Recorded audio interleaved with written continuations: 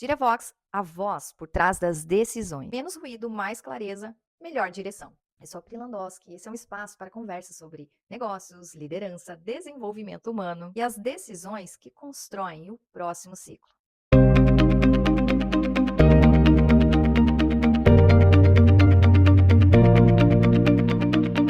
Para começar o primeiro episódio, eu quero fazer uma pergunta.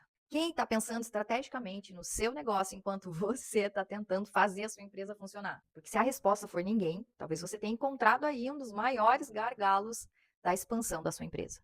E eu não faço só essa pergunta porque eu observo isso nas empresas que me procuram. Faço essa pergunta porque eu também vivi esse processo. E sabe por quê?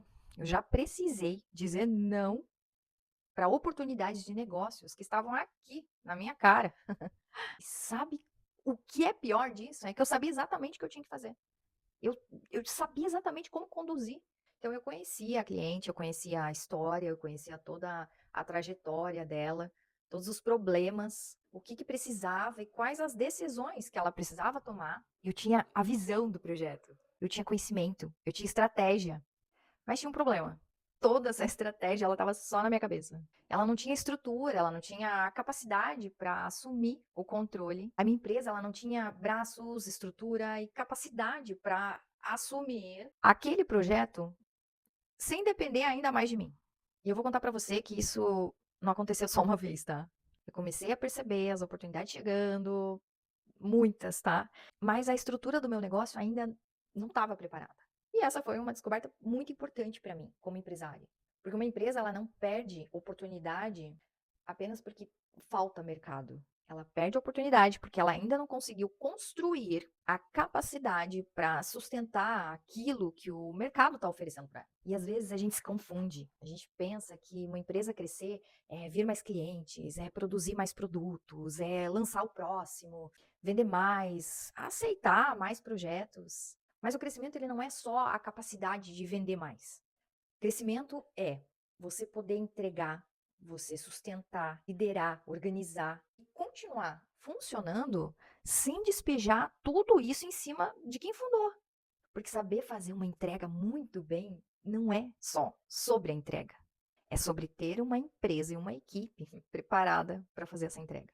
Quando a estratégia ela está presa na fundadora, essa é uma situação muito comum em empresas que foram construídas a partir do conhecimento, da experiência ou da autoridade da pessoa. O fundador ele sabe vender, ele sabe atender, sabe conversar com o cliente, sabe identificar o problema, sabe como adaptar aquela entrega, sabe quando alguma coisa não está funcionando bem, sabe resolver como ninguém uma emergência. Mas grande parte desse conhecimento não está documentado, organizado ou distribuído. Ele continua concentrado na experiência de quem fundou. E quando a fundadora ela não está presente, a empresa ela não consegue reproduzir com a mesma capacidade. Por isso, existe uma diferença importante entre ter conhecimento dentro da empresa e ter uma empresa que realmente possui esse conhecimento. Quando a estratégia ela está só na cabeça do fundador, ela não pertence à empresa. Para que esse conhecimento ele possa se tornar patrimônio da empresa, ele precisa se tornar processo, critério, clareza de papéis, forma de decidir, forma de executar, forma de acompanhar e a capacidade de ser transmitido para outras pessoas. Isso não quer dizer que precisa ser uma empresa rígida, cheia de burocracia ou cheia de manuais que ninguém utiliza. Significa construir clareza suficiente para que a qualidade não dependa só da memória, ou da presença, ou da energia daquela pessoa. E quando as emergências elas começam a afetar o faturamento, em alguns momentos da minha trajetória, eu tinha muitos atendimentos de valor agregado mesmo. Eles eram importantes e eh, eles geravam uma receita considerável para a empresa. E ao mesmo tempo eu estava envolvida com a gestão, eu estava envolvida com a organização de eventos presenciais. Muitos desses problemas emergenciais, sejam de gestão ou dos eventos presenciais que eu fazia, por exemplo, muitos deles acabavam voltando para mim. E então eu precisava diminuir os atendimentos ou interromper a minha agenda para resolver, às vezes, questão de fornecedor, de equipe, detalhes da entrega, decisões importantes, situações que surgiam ao longo das vendas e da organização. E um único dia dedicado a essas emergências Podia representar aproximadamente, dependendo do dia, uma média de R$ 2.500, que deixavam de entrar no faturamento por conta, né, dessas emergências. E é claro que o evento, ele pode sim te gerar receita. Mas aí eu comecei, né, a perceber que não bastava só eu olhar para o faturamento daquele evento. Eu precisava observar tudo que aquele evento estava consumindo. Quanto tempo ele consumia, quantas decisões dependiam só de mim, quantas outras atividades precisavam ser rompidas, quanto faturamento de outras áreas que deixavam de acontecer. Qual era o custo da preparação, qual era o custo das emergências, qual era o custo de oportunidade. O evento ele continuaria funcionando se eu não pudesse resolver pessoalmente cada problema? Foi aí que eu compreendi que não era só a centralização que estava me sobrecarregando. Ela estava criando aí um impacto financeiro. Quando a operação, gente, ela chama ali o fundador o tempo todo, o faturamento ele deixa de ser um sistema e volta a ser um esforço pessoal. Se a mesma pessoa ela é responsável por gerar receita, entregar, resolver emergências, aprovar decisões e pensar no futuro, essas funções elas começam a disputar o tempo todo. E alguma coisa vai sim ser prejudicada. Então, o vendedor acaba deixando de vender, ou deixa de atender, ou atrasa uma entrega, ou não consegue fazer a gestão daquela equipe, ou não consegue pensar estrategicamente. Ou pior ainda, tenta fazer tudo ao mesmo tempo, começa a perder qualidade, energia, capacidade, principalmente a capacidade de entrega daquele produto. Gente, o tempo de quem fundou uma empresa é muito valioso. A nossa hora, o nosso tempo é muito valioso. E esse tempo, ele tem um custo, e é isso que eu sempre falo para as minhas clientes. E muitas empresas não conseguem enxergar esse custo e o quão ele está afetando o faturamento. E presta bem atenção aqui. Nem todo projeto é rentável. Não quer dizer que ele está faturando, que ele tem rentabilidade. E esse ponto é um ponto importante, porque ele fez eu avaliar todos os meus projetos. Um projeto, ele pode ter ali os seus ganhos, mas não ser rentável. Não ser aquilo que a empresa está precisando faturar. Porque parte desse custo, ele pode estar escondido na hora da fundadora, na hora da equipe, nas interrupções, naquelas atividades que não foram realizadas, na necessidade, às vezes, de um retrabalho, na sobrecarga e na quantidade de decisões que ainda continuam centralizadas. E quando a nossa empresa está crescendo, às vezes a gente só olha para o número final, a gente só calcula o número final daquele faturamento. Por isso que antes de você afirmar que um produto, que um evento, ou que um projeto ele é rentável, você precisa se perguntar quanto ele exige de estrutura, quanto ele vai depender de mim, o que eu deixo de realizar enquanto aquilo está acontecendo. E será que a empresa ela conseguiria repetir a mesma entrega sem aumentar a sobrecarga na mesma proporção? Expansão sustentável não é você fazer funcionar um projeto uma vez. É construir condições para que aquilo que você desenvolveu aconteça, funcione novamente, mas com qualidade, com margem e com menos dependência. A falsa solução de simplesmente contratar. Quando uma empresa ela começa a crescer, ela começa a ficar pesada. E uma das primeiras falas que a gente desenvolve é: eu preciso contratar alguém. E realmente, em alguns momentos, isso é necessário. Mas contratar uma pessoa, ela não vai resolver automaticamente uma operação que ainda não foi organizada e muito menos compreendida. Eu também vivi muitas situações em que eu contratei, acreditando que realmente aquela pessoa ia resolver toda a sobrecarga. Mas e se eu ainda não conhecia profundamente o meu processo? Se eu não sabia explicar como que aquela função precisava funcionar no dia a dia? Se eu não tinha ainda definido qual era a responsabilidade daquela pessoa? Se eu não sabia qual era o perfil comportamental ou até profissional que aquela função exigia? Como que aquela pessoa vai executar a função da forma adequada? Em outras situações, o perfil ele não combinava com a função. Mas também existiam momentos em que a própria empresa não tinha clareza de como a- tudo aquilo poderia ser executado e executado por qualquer pessoa. E uma coisa eu vou falar para você: uma pessoa despreparada não vai sustentar o processo. Mas um bom profissional, ele também não vai salvar sozinho uma função que a empresa simplesmente não definiu. Contratar sem clareza, você vai estar trazendo uma pessoa para sua empresa para o mesmo problema. Ela vai enfrentar o mesmo problema que você.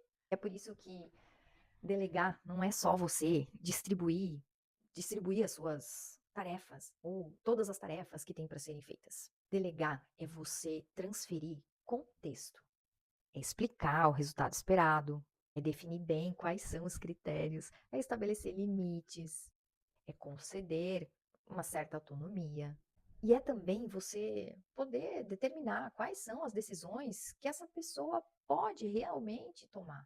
É também você criar uma forma no seu dia a dia de acompanhar, sem voltar a centralizar tudo para você de novo. Muitas empresas não delegam de verdade.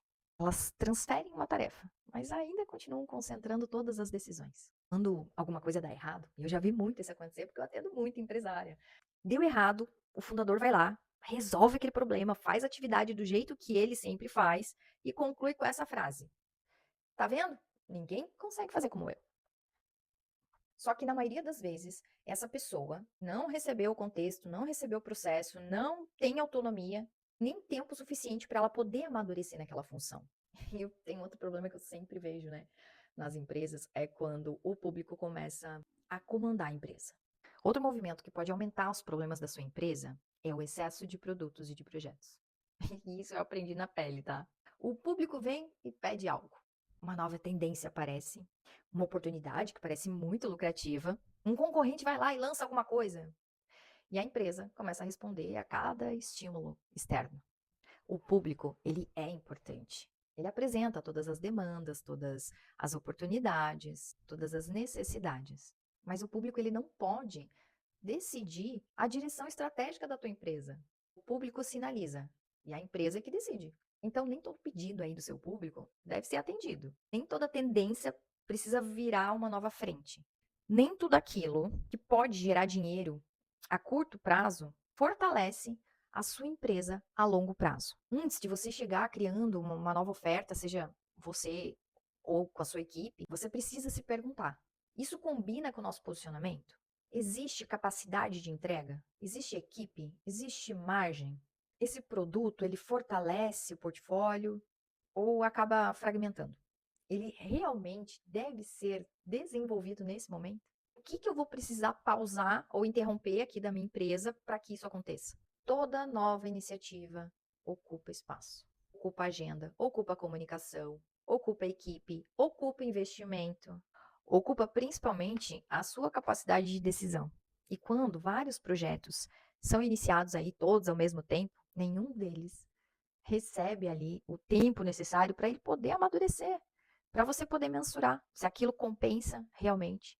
Antes de adicionar, organize. Muitas vezes a sua empresa ela não precisa de mais um projeto. Ela precisa concluir, ela precisa aprimorar aquilo que já existe, aquilo que você já começou estruturando com tranquilidade, com visão. E sendo bem sincera com você, uma boa oportunidade no momento errado, eu também precisei avaliar melhor convites, eventos, viagens, oportunidades de networking. Às vezes surge lá um convite interessante, uma participação em outra cidade, um evento que promete muito conhecimento, visibilidade, contatos, novas possibilidades, mentorias milagrosas. E a gente costuma ter, principalmente no começo da sua empresa, quando a sua empresa começa a faturar um pouquinho mais, qualquer coisa que aparece, eu preciso aproveitar, eu preciso investir. Isso ali vai me dar retorno. Essa oportunidade não vai aparecer novamente. Essa é a frase que você diz. Mas uma oportunidade, ela não pode ser avaliada naquilo que pode gerar. Ela também tem que ser avaliada pelo aquilo que ela vai consumir. Eu tive muitos momentos em que eu participei de eventos ou até fiz investimentos acreditando que aquilo ia me gerar network. Mas naquele período, eu tinha muitas atividades que poderiam me gerar faturamento imediato. Eu tinha compromissos financeiros importantes. Tinha decisões e projetos que precisavam da minha atenção. Só que aquele dia, fora da empresa, tinha um custo. A viagem tinha custo, o hotel tinha custo, a energia tinha custo. Às vezes era um momento que eu poderia descansar, revigorar a minha energia para começar novamente segunda-feira bem. Trabalho, que às vezes deixava de acontecer, tinha um custo. E eu não estou dizendo para vocês que networking, informação, mentoria, eventos não são importantes, tá? Eu estou dizendo que existem momentos adequados para cada investimento. Uma boa oportunidade no momento ruim pode ser uma decisão que vai impactar no seu faturamento. Nem tudo aquilo que parece crescimento é prioridade. E nem todo sim aproxima a empresa daquilo que ela está tentando construir. Às vezes, dizer não não é falta de visão. E eu estou falando para você aqui porque eu errei muitas vezes. Muitas vezes. Eu empreendo há muitos anos. Às vezes, dizer não é realmente uma proteção, porque aquilo que você está construindo precisa ser consolidado primeiro. E existe um risco. E é o risco do otimismo sem análise. Eu brinco sempre quando a gente faz reunião, brainstorm na empresa, e eu conto muitos desses casos. Porque hoje em dia todo mundo quer empreender, mas ninguém sabe o custo que é isso. Porque ninguém te ensina a empreender. Te ensinam, às vezes, muita teoria, mas a prática, muitos empresários só percebem que às vezes eles precisam reduzir custo, interromper projeto, ou reorganizar realmente a sua estrutura quando a situação ela já está muito crítica. Enquanto existe algum dinheiro entrando, alguma reserva ou expectativa de que o próximo projeto vai funcionar, a fundadora da empresa continua acreditando que ela vai conseguir resolver.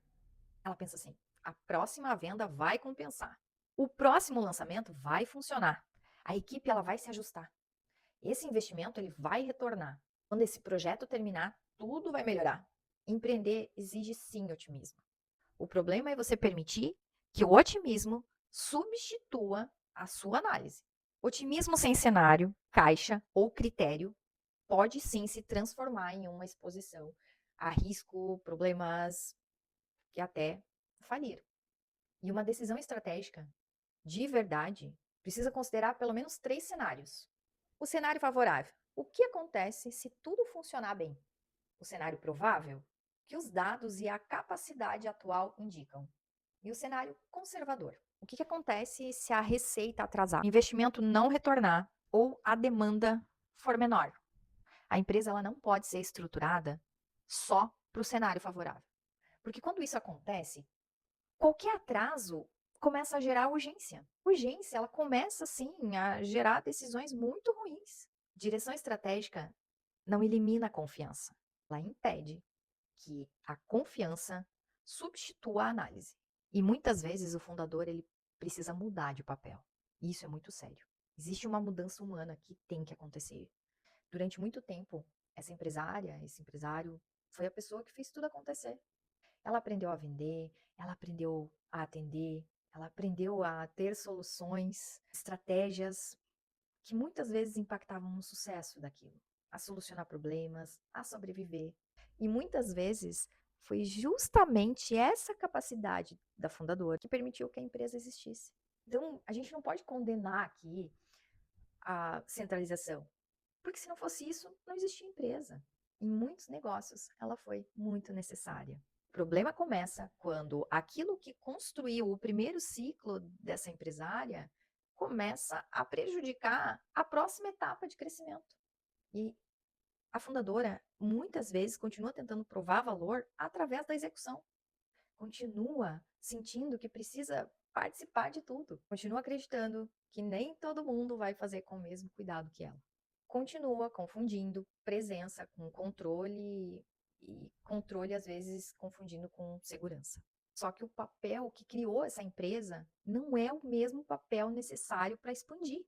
Da estrutura da empresa também exige mudar a identidade de quem lidera. A fundadora precisa deixar de ser a pessoa que sempre resolve. A fundadora precisa de verdade se tornar a pessoa que constrói condições para que os problemas possam ser resolvidos sem a presença dela, sem depender dela. Isso não quer dizer que a fundadora precisa sumir ali das operações, não. Significa não ter mais que ser o pontinho ali obrigatório de estar presente, de passar por todas as decisões. Outra frase que eu gosto muito, né? Eu já falei várias para vocês, eu nem mencionei elas, mas nem toda ajuda é a mesma ajuda. Nesse momento, também é importante que a gente aqui compreenda juntas que existem tipos diferentes de apoio para a empresa. E cada um vai ter ali o seu papel importante. Porque todo colaborador, ele vai observar a empresa a partir da função que ele executa ali. E sem dúvidas, um colaborador pode te trazer vários problemas dentro da empresa. E sempre ele vai ter a visão do todo, ou responsabilidade sobre o caixa, ou repertório para poder tomar aí decisões estratégicas. Já o gestor, gente, ele organiza pessoas, certo? Organiza prioridades, atividades e os resultados de uma determinada área. Um bom gestor ajuda a proteger o tempo da fundadora e reduzir aí o retrabalho. Mas nem todo gestor viveu a responsabilidade de empreender, de assumir riscos e de sustentar de forma integral uma empresa. Já o mentor, que é o que eu mais vejo hoje, as pessoas estão buscando muitos mentores, muitas mentorias, mentorias às vezes caríssimas. Muitos mentores compartilham repertório e experiência a partir de uma trajetória ou de um campo específico. Mas às vezes a visibilidade ou, né, uma viralização, né, ela não vai ser um sinônimo aí de capacidade realmente de orientar qualquer tipo de negócio. Já o consultor, normalmente ele vai analisar aí um problema ou uma área específica, vai apresentar um diagnóstico, vai trazer recomendações. E esse trabalho ele pode sim ser extremamente importante, desde que exista conhecimento técnico, metodologia e até a capacidade ali de compreender todo o contexto. E existe a direção estratégica. Um diretor estratégico olha para o negócio de maneira sistêmica, integrar visão, modelo de negócio, posicionamento, equipe, capacidade, prioridades, riscos, operação e execução. E ele não está ali para concordar com todas as ideias da fundadora. Também não está ali para substituir quem fundou a empresa. Está ali realmente para melhorar a qualidade das perguntas, dos critérios e das decisões. A direção estratégica ajuda a fundadora a deixar de tomar decisões sozinha e decidir apenas reagindo. Porque nem sempre o empresário vai precisar apenas de mais um braço. Às vezes ele só está precisando de alguém ali preparado para ajudar realmente a enxergar o que ainda não está conseguindo ver.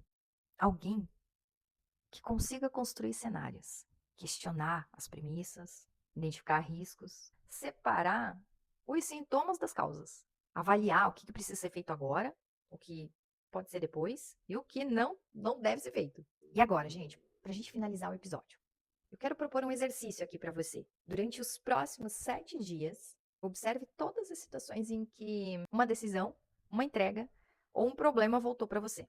Você vai anotar todas as vezes que a empresa parou, esperou ou precisou aí interromper uma atividade porque dependia da tua presença. Depois, se faça algumas perguntas. Isso voltou para mim porque faltava algum processo? Isso voltou para mim porque faltava clareza sobre o papel de alguém? Isso voltou para mim porque essa pessoa não tinha autonomia? Isso voltou para mim porque não existia um profissional realmente preparado para essa função? Isso voltou para mim porque eu ainda não consegui transmitir o conhecimento? Depois que você responder essas perguntas, você vai fazer uma segunda análise. Quanto essa interrupção me custou? Quanto custou em faturamento? Quanto custou em oportunidade? Quanto custou em energia? Quanto custou em atenção? Quanto te custou em futuro? Talvez você descubra aí que o maior custo da centralização não está apenas nas horas que trabalha, está nas oportunidades que a empresa ainda não consegue receber.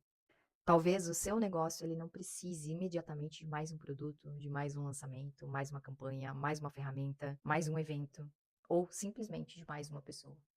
Talvez ele precise transformar o conhecimento que existe em você em estrutura. Talvez precise organizar melhor os processos que já existem. Talvez precisa você descobrir qual é a função que está faltando na tua empresa. Talvez você precise sim dizer não para algumas oportunidades agora, distrações, que eu gosto de chamar de distrações, para construir a capacidade de você receber oportunidades muito maiores depois. E talvez você precise de alguém realmente preparado para te ajudar, mas para te ajudar a pensar antes que a situação realmente fique crítica. A empresa ela não vai crescer só quando aparecem oportunidades. Ela cresce quando realmente ela tem ali a estrutura, a capacidade de poder receber sem colocar a operação centralizada de novo em você. Eu sou a Pri Landowski e esse foi o primeiro episódio da Direvox. a voz por trás das decisões. Um espaço para conversas sobre negócios, liderança, desenvolvimento humano e as decisões que constroem o próximo ciclo. Menos ruído, mais clareza, melhor direção. Até o próximo episódio.